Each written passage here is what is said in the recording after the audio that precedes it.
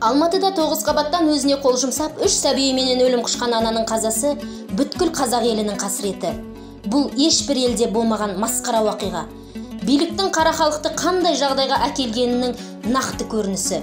Осы қайғылы хабарды естіп, көзімізге жас толып, көкірегіміз қарс айырылуда. Мына былық қоғамның құрбаны болған қайран періште сәбилер-ай. Ашынғаннан шығады ащы даусым. Кімге керек атағың әлем білген, кедей жылап байларың сақ-сақ күлген, жамбасының астында байлық жатып сорлы қазақ қалт-құлттап өмір сүрген.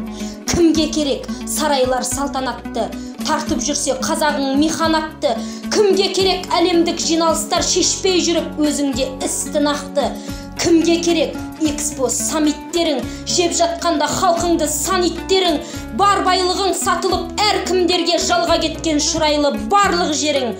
Кімге керек 100 қадам жаңғыруда, Қытай қорлап қазақты мал қылуда, дипломмен жұмыс жоқ, баспана жоқ, шетел асып жастарың қаңғыруда. Кімге керек қауіпсіз кеңестерің, ордасындай туыспен жерлестерің, арыс жамбыл 5 сәби өртенбесе қоғамдағы былықты көрмес дедің.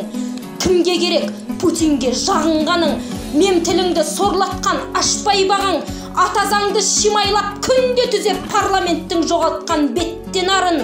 Кімге керек жолдаумен жалған нұсқа, миллиардтар шашылған тектен босқа, жоқшылықтан жасана 3 сәбимен өзін өзі қол